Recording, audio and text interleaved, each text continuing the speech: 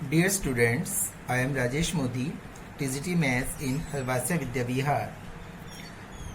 Today, we will discuss the new chapter, some application of trigonometry. In the previous chapter, you have studied about trigonometric ratios. Now, in this chapter, we will see how trigonometry is used for finding the heights and distances of the various objects without actual measuring them. ठीक है, हम उनको actually major किए बिना हम किसी भी objects के डिस्टेंस और हाइट्स को कैसे फाइंड आउट कर सकते हैं, वो इस चैप्टर में हम पढ़ेंगे. तो फर्स्ट ऑफ ऑल, इसमें टू टाइप्स के एंगल्स होते हैं, angle of elevation and angle of depression. उस चीज को हमें समझना है. That is a horizontal line and it is a building, height of the building. Now, when we see from this point to the top of the building, then it makes with the horizontal line, that is angle theta, and called angle of elevation. Angle of elevation. And this line is called line of sight. AB is the horizontal line and BC is the building. So height of the building is BC and AC is the line of sight. So this angle theta is called angle of elevation, which is made by an object to the top of the building. जब किसी भी horizontal line से हम ऊपर की तरफ देखते हैं तो angle of elevation बनता है. ठीक है बेटा. एंड एक है एंगल ऑफ डिप्रेशन. ठीक है. अब एंगल ऑफ डिप्रेशन में क्या होता है कि जब हम ऊपर से नीचे की ओर देखते हैं, अब हमारे पास ये आपके अर्थ है, यहाँ पे कोई भी ऑब्जेक्ट है और आप यहाँ ऊपर रूफ में या बालकनी में कहीं ऊपर खड़े हैं, तो दैट इज आप यहाँ से इस ऑब्जेक्ट को वॉच कर रहे हैं. तो जब आप इस ऑब्जेक्ट को यहां से देख रहे हैं, that is horizontal line. It is horizontal line. And when you see from here to this object, then the angle made by this horizontal line, that is called angle of depression. Angle of depression.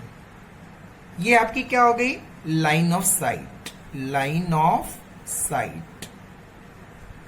And this is the horizontal level.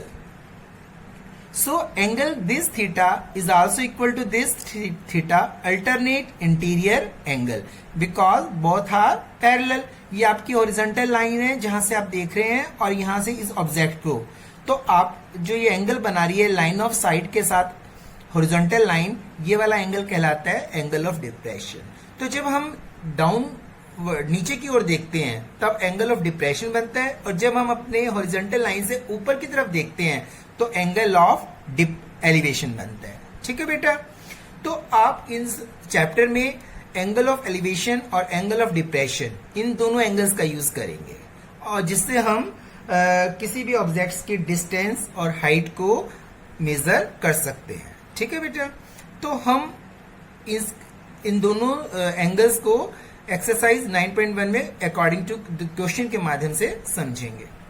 देखो बेटा, first question है, a circus artist is climbing a 20 metre long rope which is tightly stretched and from the top of a vertical pole to the ground, find the height of the pole. Pole की height निकालनी है if the angle made by the rope with the ground level is 30 degree. अब आपको इसका सबसे पहले इसका figure बनाना है कि हमारा फिगर कैसा बनेगा. क्या है? एक 20 मीटर लॉन्ग रोप है, that is the earth, that is the horizontal line. A circus artist is climbing a 20-meter long rope which is tightly stretched and tied from the top of a vertical pole. It is a vertical pole. ठीक है? To the ground. ये अब आपको 20 metre long रॉप इस किसी भी जो कि 30 मीटर ग्राउंड लेवल से 30 डिग्री का एंगल बना रही है, 30 डिग्री का एंगल बना रही है इस ऑब्जेक्ट से, ठीक है। तो आपके पास ये वाला जो एंगल है कितने डिग्री का बन रहा है, 30 डिग्री का, और जो रॉप है वो कितनी मीटर है, 20 metre. 20 metre long rope which is tightly stretched and tight from the top of a vertical pole. Pole के जो टॉप से यहां किसी भी पॉइंट से इसको बांधा गया है नीचे। तो एंगल जो बन रहा है ना रॉप का इस हॉरिजॉन्टल ग्राउंड लेवल के साथ, वो कितने डिग्री का बन रहा है, 30 डिग्री का बन रहा है। तो आपको क्या फाइंड आउट करना है, height of the pole, height of the pole AB, you have to find AB. अब 20 meter long rope and AB is the height. You can say H is the height. So आपको H निकालना है। अब ABC is a right angle triangle. तो in right angle triangle ABC, AB upon AC perpendicular upon hypotenuse, that is equal to sin 30 degree. तो H upon AC is 20 and sin 30, that is equal to 1 upon 2. Cross multiply 2H, that is equal to 20, then H is equal to 20 upon 10, 10 meter. So height of the pole, that is equal to 10 meter. समझ में आया बेटा? आपको एक ground level से इस किसी भी पॉइंट से एक पोल के टॉप से एक रस्सी को बांधा गया है, 20 मीटर है लॉन्ग रो, और ये आपका पोल है, vertical pole. So you have to find the height of this vertical pole and angle is given 30 degree, ठीक है। So first you have to make the figure and then you have to find the height of the pole. Second question है, question second, a tree breaks due to storm. एक पेड़ है तूफान से टूट जाता है and then broken part bends, और वो जो टूटा हुआ पार्ट है वो मुड़ के नीचे गिर जाता है। So the top of the tree touches the ground making an angle of 30 degree. With it the distance between the foot of the tree to the point where the top touches the ground is 8 metre. Find the height of the tree. अब देखो आपके पास ये tree है, अब tree यहां से टूट जाता है और ग्राउंड लेवल को टच करता है इस पॉइंट पर। जो ऊपर वाला जो ट्री है ये A B is a tree, C point से टूट जाता है तो यहां पे ग्राउंड लेवल को टच करता है डी पॉइंट पर। तो जो BC है that is equal to CD, because जो ऊपर का जो टूटा हुआ पार्ट है ये वाला ये ग्राउंड को कहां टच कर रहा है, डी पॉइंट पर। That is where the top touches the ground is 8 metre. तो ये जो डिस्टेंस है इस ट्री से जहां से इस टूटकर पॉइंट को टच कर रहा है ग्राउंड पर, that is the 8 metre distance. And find the height of the, और एंगल कितने डिग्री का बना रहा है, 30 डिग्री का। ये वाला जो ट्री है गिरकर कितने डिग्री का एंगल बना रहा है, 30 डिग्री का। तो आपको क्या निकालना है, हाइट ऑफ द ट्री। आपको AB की हाइट पूरा AB निकालना है। तो AB that is the height of the tree, that is equal to AC plus CD। AB is equal to AC plus CD, क्योंकि ये वाला पार्ट ही तो गिरा है ना, तो AC प्लस CD। तो first you can find AC and then CD and then you have to add the both, then you can find the height of the tree. तो in triangle ACAD, in right angle triangle CAD, अब आपके पास AD is given 8 metre. तो first when you find AC upon AD that is equal to tangent 30 degree perpendicular upon base, then AC upon 8 that is tangent 30 is 1 upon under root 3. Therefore, AC is equal to 8 upon under root 3 meter. Now you have to find CD. AD or CD. AD is given 8 meter.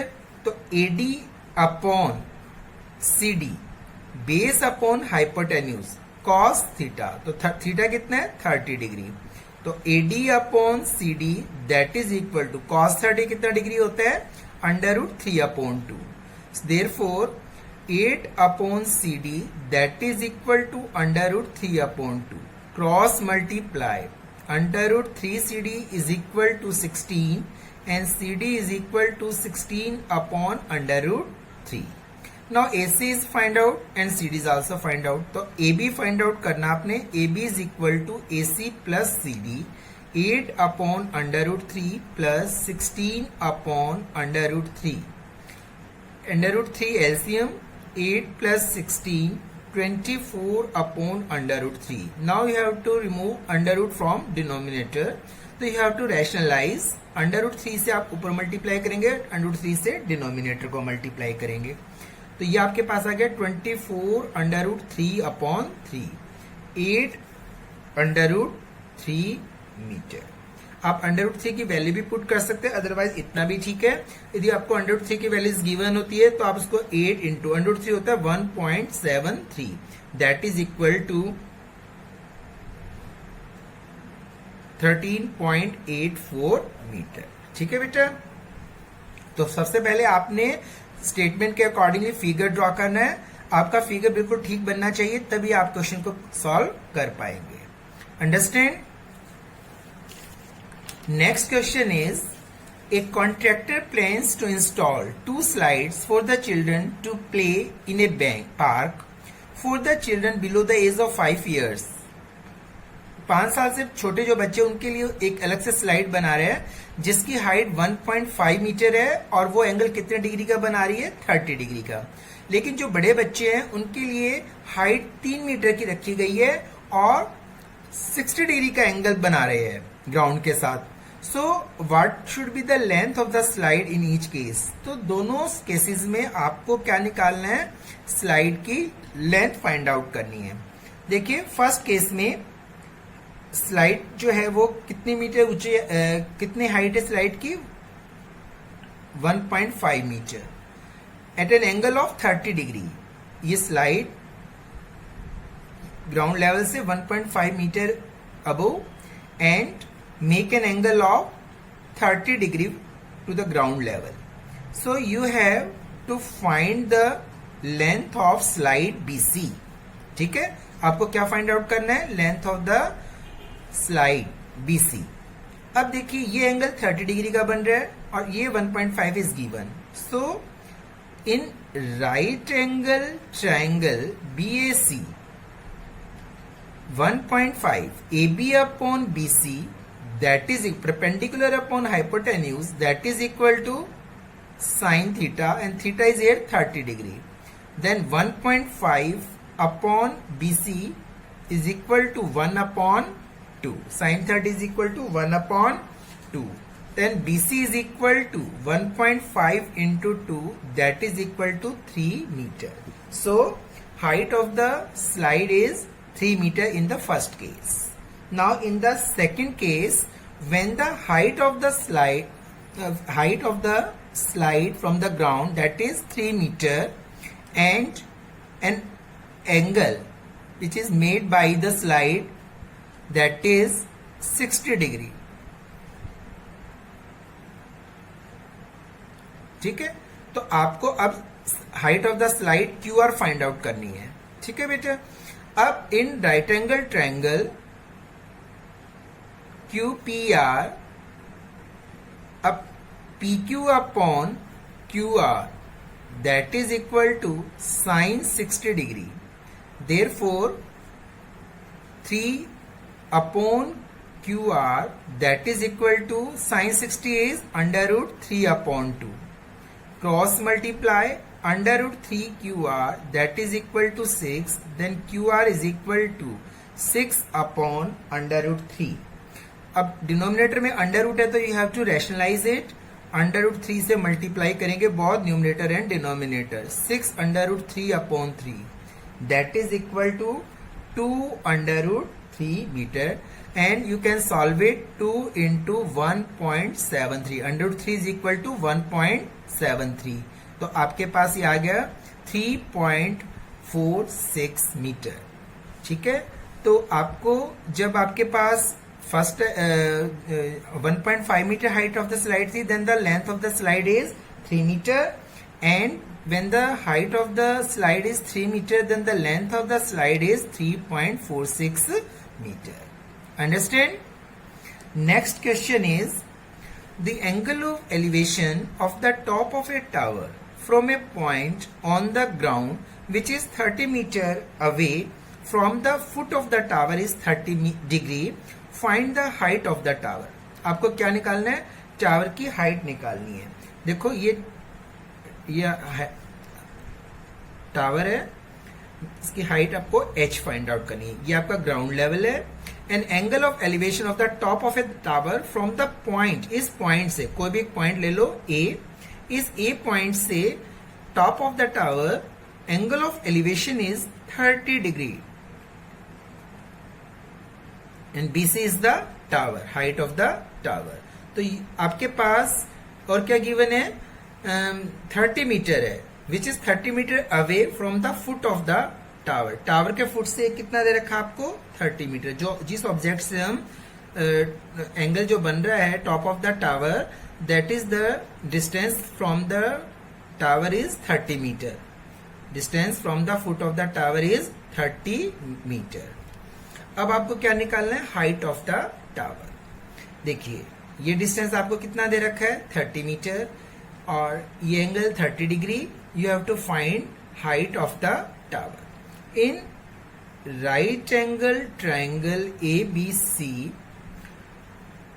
H upon BC upon AB, BC upon AB, that is equal to, अब BC upon AB perpendicular upon base. अब ये 90 degree है और ये angle 30 degree, तो ये base हो गया हमारा और ये perpendicular.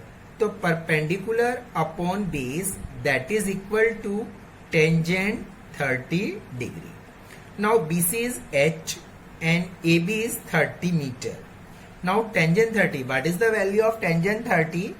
That is equal to 1 upon under root 3. Cross multiply.